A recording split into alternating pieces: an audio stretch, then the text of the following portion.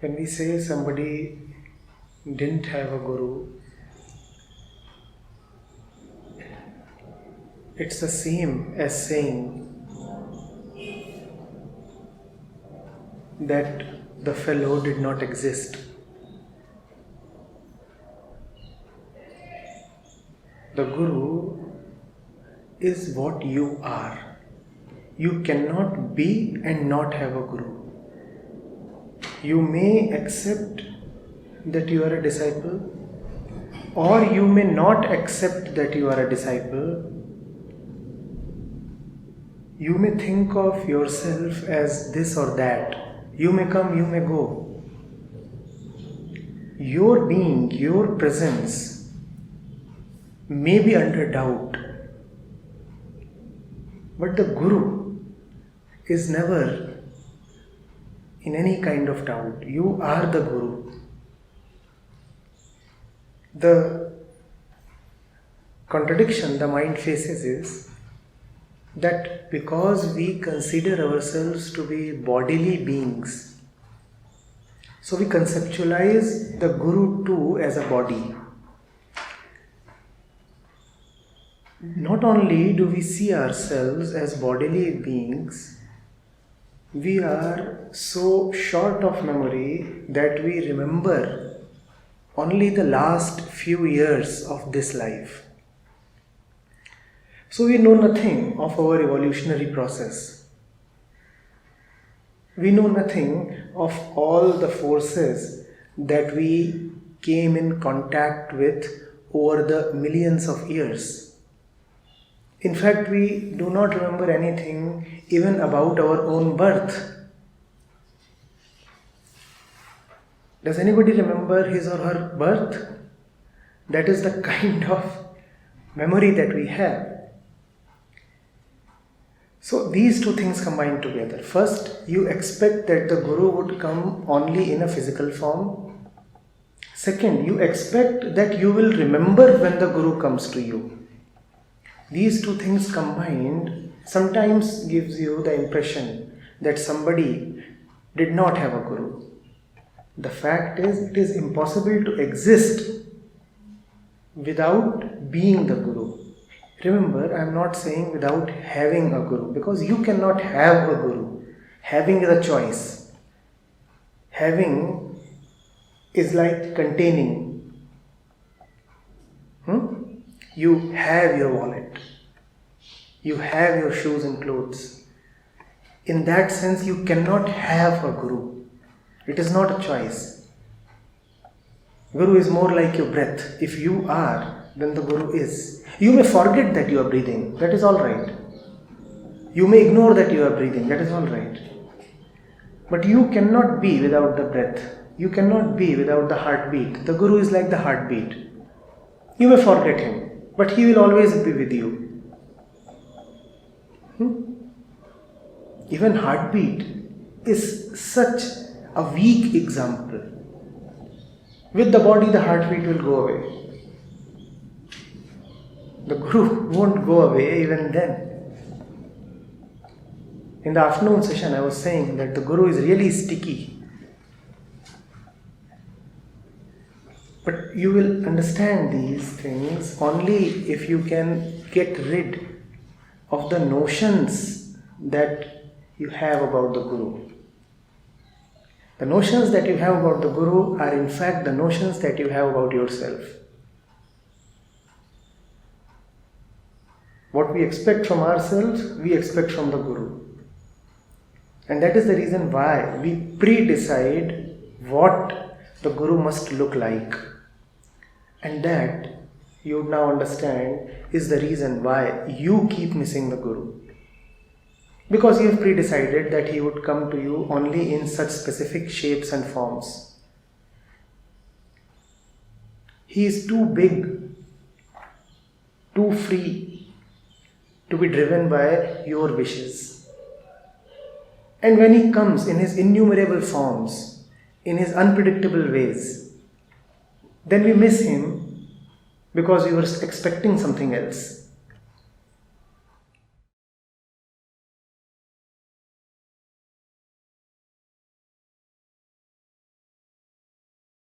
Because God is seen by us in different names, forms, depending on our moods and whims.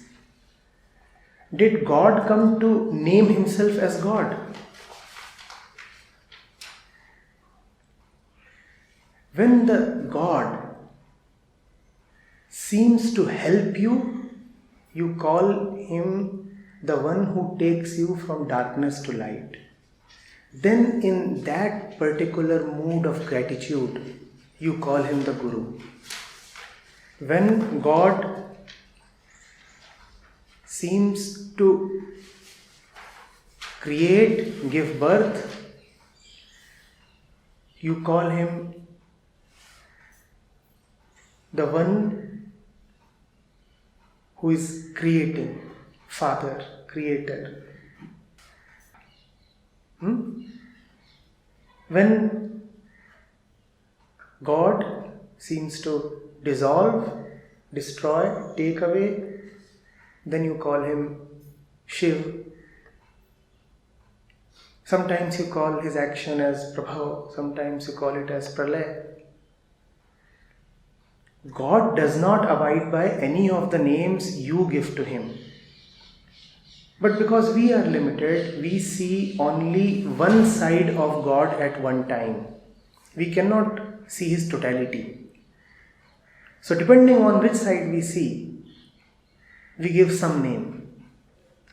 When we look at him as a teacher, as the one who is holding our hands, as the one who is gently nudging us, pushing us, beckoning us, then we call him the Guru.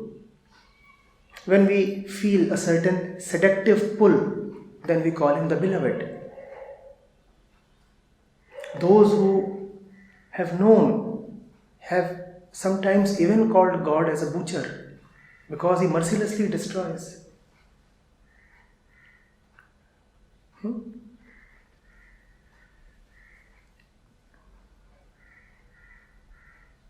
There is no name that has not been ascribed to God. Mother, father, even brother, mirror, all, none. This, that, Poon, Shunya. You, me. It depends totally on you.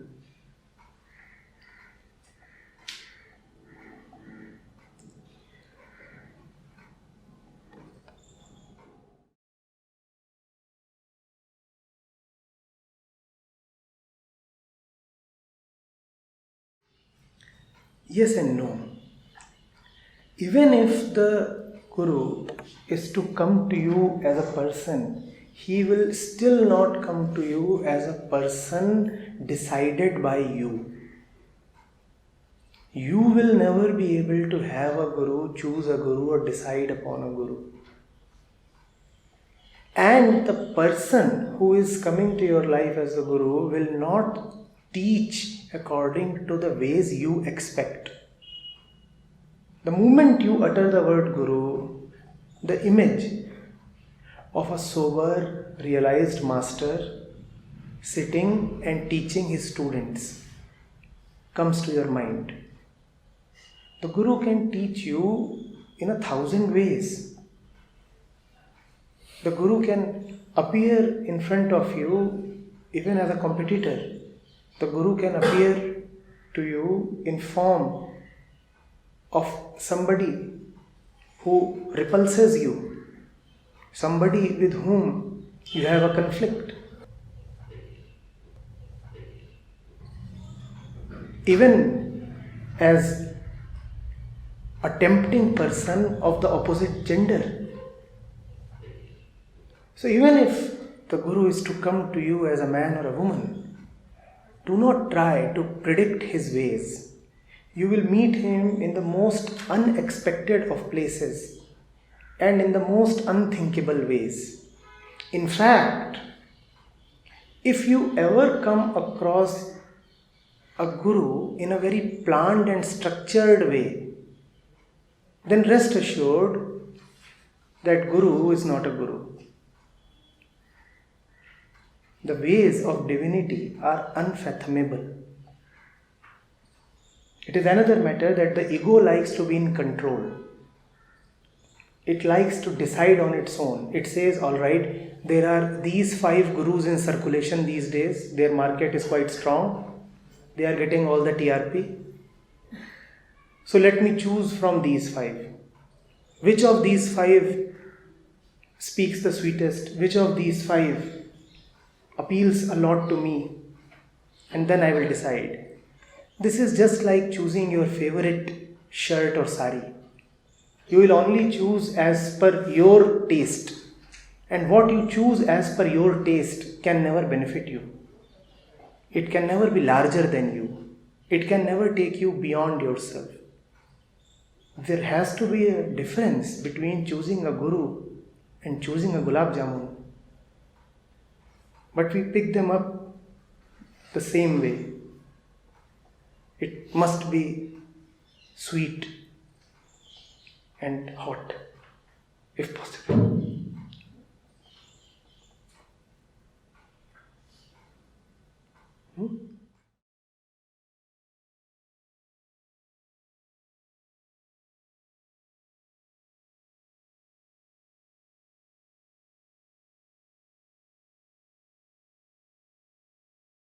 We are not one. We are nobody. But that is the limit we like to keep. Alright, if you are saying that all this diversity is an illusion, then let us at least say that all this diversity is one. But we feel very threatened if it comes to the total dissolution. It is not even one, it is zero. And that you cannot come to on your own, because till the time you are there, how can it be zero? Till the time you are there, you can maybe reduce 100 to 10. Maybe you can reduce 10 to 1, but the final 1 will remain as it has remained in your question. What would be that final 1? You, the one who is reducing. You, the agent. You, the thinker. You, the one who is concluding. That one will remain. To remove that one is like committing suicide. And the ego wants to continue. The ego does not want to go away. The ego is not suicidal. So that is the reason why this whole argument about doing it on my own, finding it on my own, is such a lame argument, as all arguments are.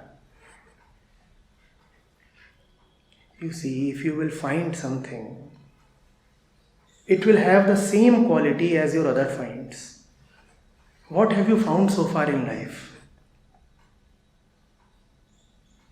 The different choices that one makes are all together as the different beads of a necklace. Just as you choose your life partner, just as you choose your job, just as you choose your car, your house, just as you go to the mall and choose the goods, similarly you will choose truth also. In the similar fashion you will pursue truth. But we like to console ourselves otherwise. It is nice. It is nice. But it is the cause of so much of suffering. We like to say that my all other choices have only been a cause of lament for me. Deep within, there is no choice ever made by me that I do not want to correct or improve. Given another chance, there is nothing that I would not redo in a different way. Even small things in life I could not do properly. But I want to claim that I will get hold of infinity properly. If I have to go to market to get a little bit of good. I'm in doubt, I'm in suspicion, I negotiate 10 times. And ultimately, even after I have made the purchase, I'm not very sure if this is the optimum deal. But God I will get on my own. Even to purchase good, I have to refer to Wikipedia and Google. But God I will get on my own. Don't you see what we are trying to do?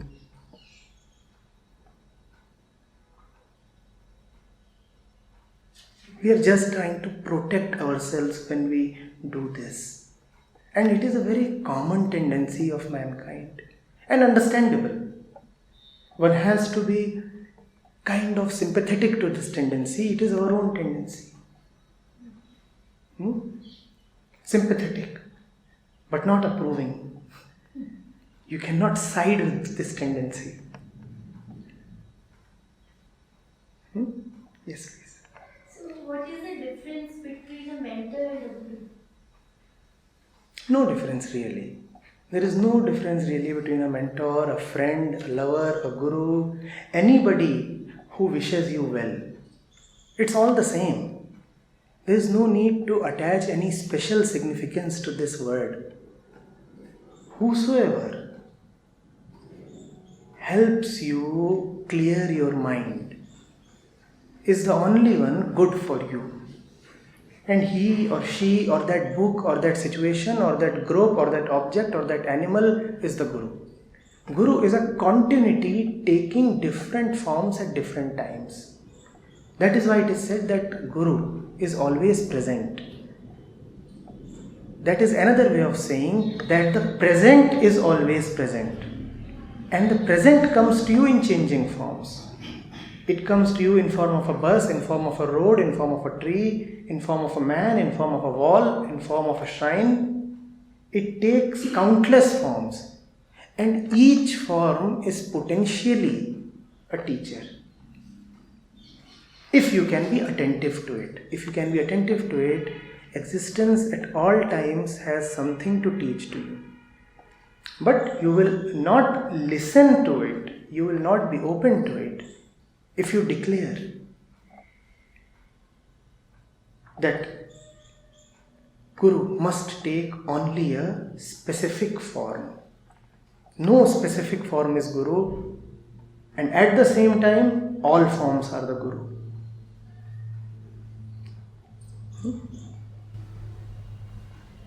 Is it something like that where there are found Gurus in everything? That every bearder can learn something from somebody. Yes. But remember, you will not learn. Otherwise, you will only learn what you will want to learn.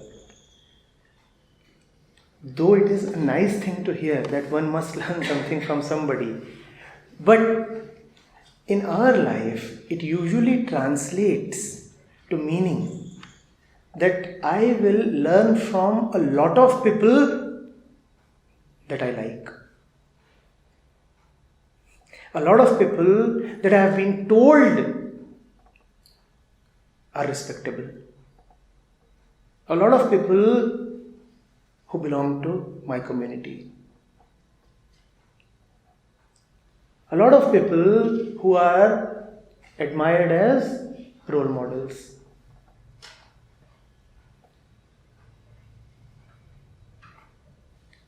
And also remember that even though the Guru appears in countless forms, yet at one moment he appears only in one form.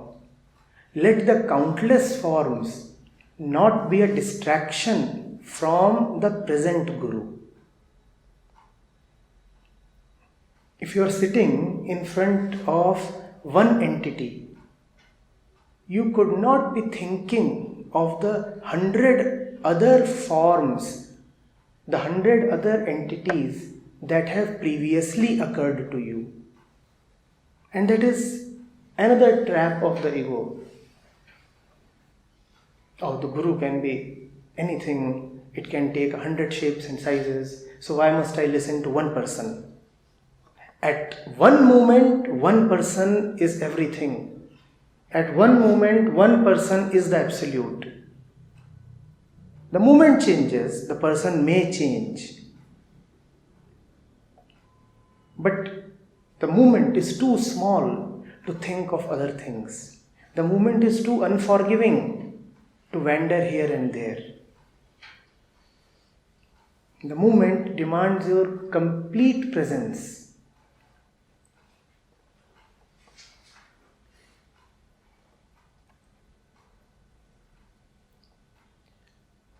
Is that opening up a little?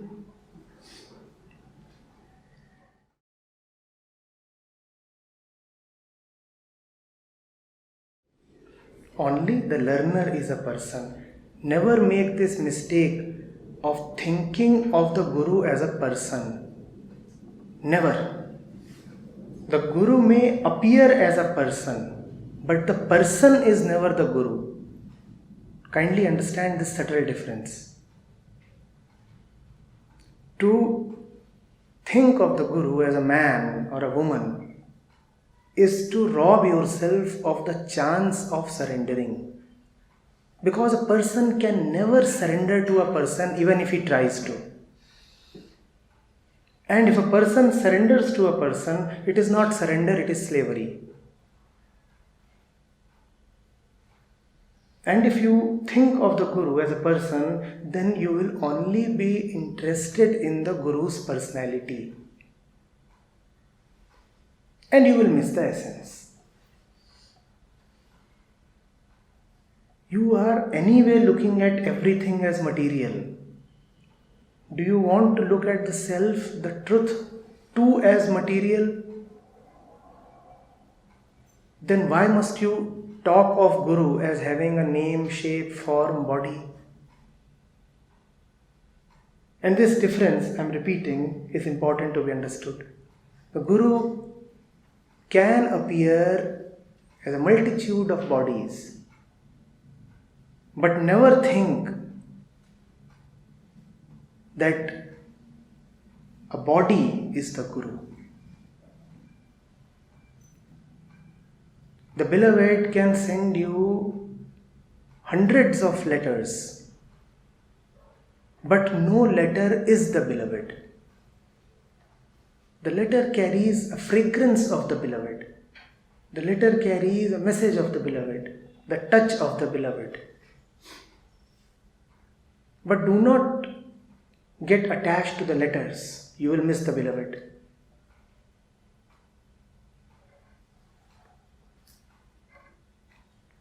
What should the ultimate thing be which we have to learn from the Guru? You have to unlearn from the Guru. You have so many places from where you keep learning. Even one's birth is because of learning. You know what takes birth? All your learning takes birth. A couple of rabbits took birth recently at my place.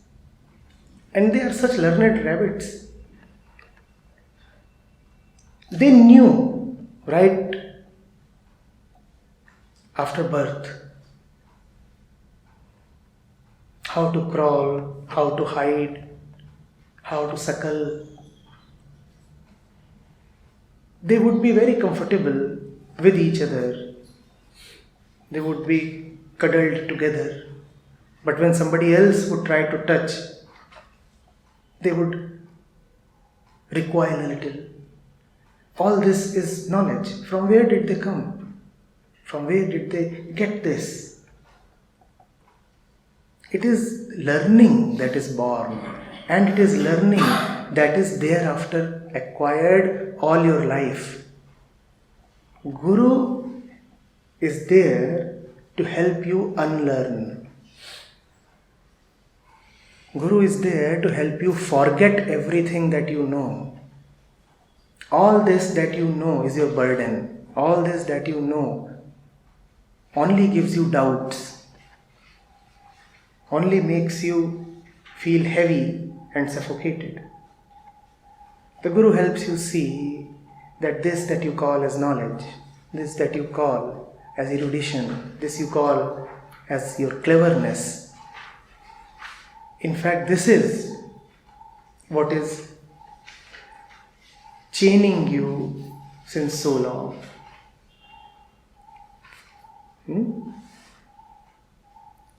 If you take something from the Guru,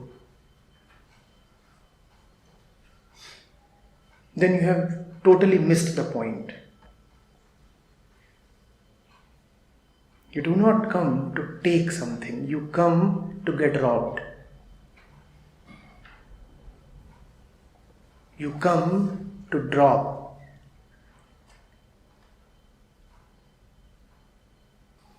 We may have this, that, lot of knowledge, experiences, conditioning,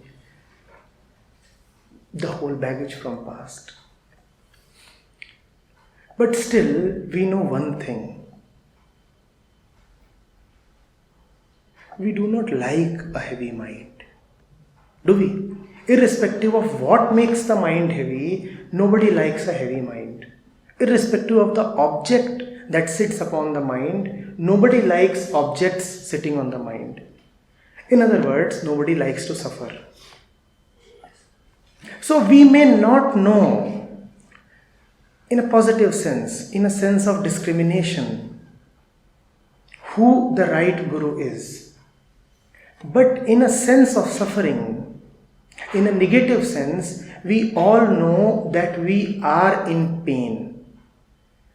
We may not know what joy is, but we know what suffering is.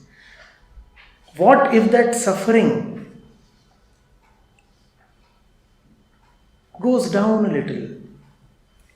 What if there is a little bit of relief from that suffering?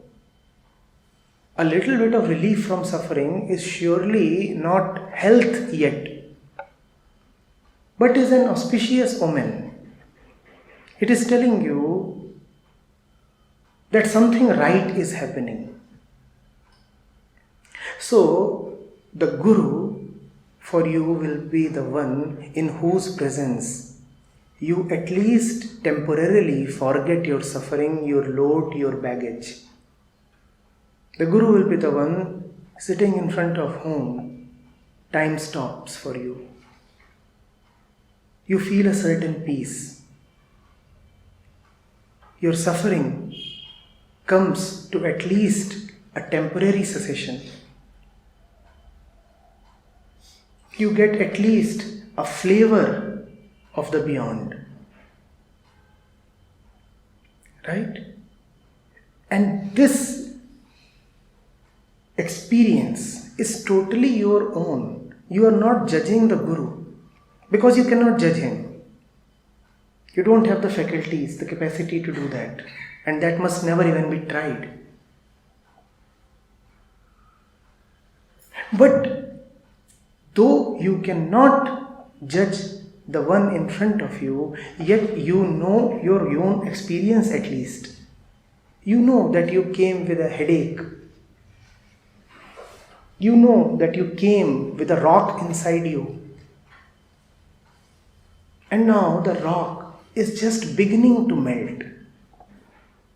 The first drops are there, and that will help you be certain that you are at the right place.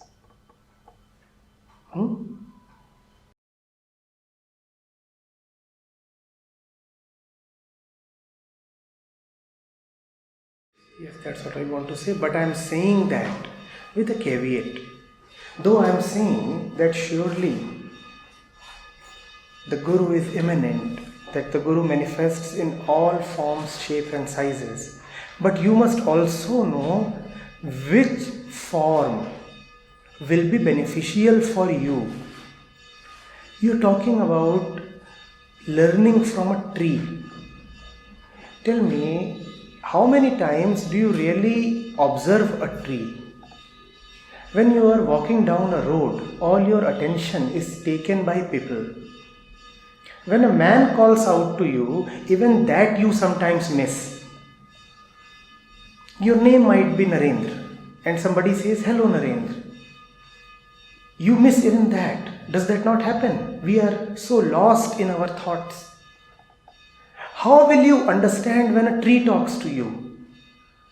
Only those must claim to learn from a tree, those who are as silent as the tree. A normal individual must not live in the delusion that he will learn from the sky, the stars, or the tree. When you cannot even listen to that which a man says to you, how will you understand that which a bird says to you? But what we are saying is, I do not need to learn from a man, I would rather learn from the grass. The same grass that you contemptuously crush under your feet, yes, the grass is a guru, but the grass is a guru only for those who can kneel down to the grass. Are we the ones who can kneel down to the grass and see the omnipresent in a blade of grass? But it can be a good means of escaping the guru in form of a man. Sir, I will not listen to you. Why? Because I can learn from the blades of grass. Now surely the blades of grass are going to be incomprehensible to you. But by talking about the blades of grass, you have successfully escaped what could have come to you from the man. So be a little alert about these things.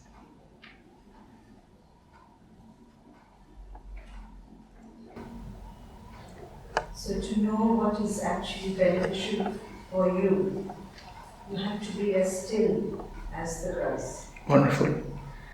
It is only then that you realize what joy grassness is.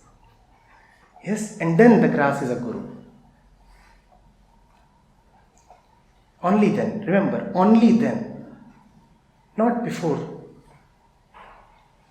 So just when you are in any atmosphere, which is just be aware, that's all, and not have any judgment or anything, then only focusing on just being aware of the surroundings, that we can learn from something. Not quite.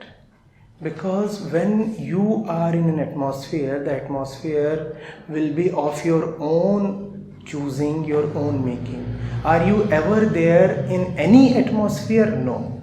You decide which mall to visit, which movie to watch, which man to marry, where to take your kids, which school, which swimming pool, which country, which hills. So the question of any atmosphere does not arise. First thing is this. You choose your friend circle, don't you? You have chosen the contact list in your phone. And those are the people you are going to talk to.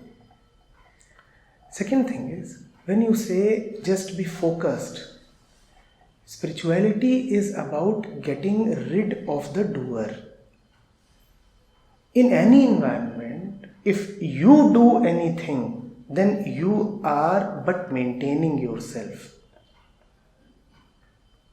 So, it is far beyond just being aware. You cannot be aware. You know what awareness is? Awareness is that which remains after you are not there. How can you ever be aware? In fact, you must be very cautious of those who claim that they are aware or that they understand. Very dangerous people.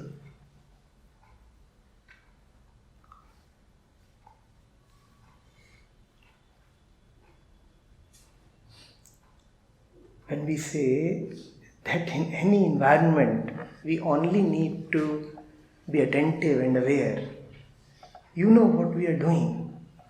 We are giving ourselves the license to be in any environment.